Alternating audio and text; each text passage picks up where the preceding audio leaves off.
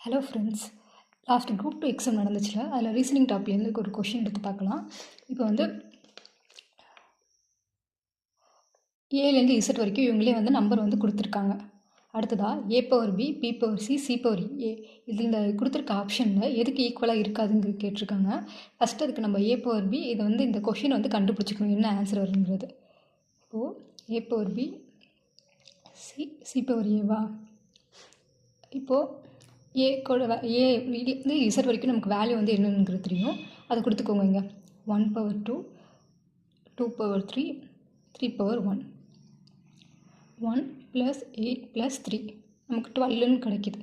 So இந்த கொடுத்துருக்க ஆப்ஷனில் வந்து எது 12 இல்லாமல் இருக்கோ அதான் இங்கே ஆன்சர்.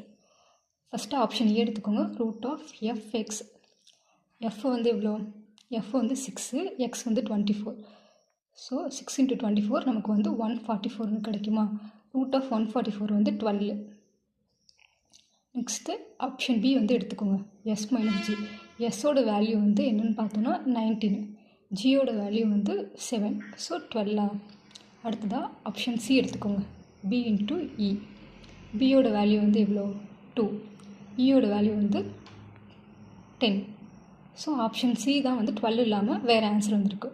ஸோ இந்த கொஷினுக்கான ஆன்சர் வந்து C, option C, B × E. Option C. Thank you.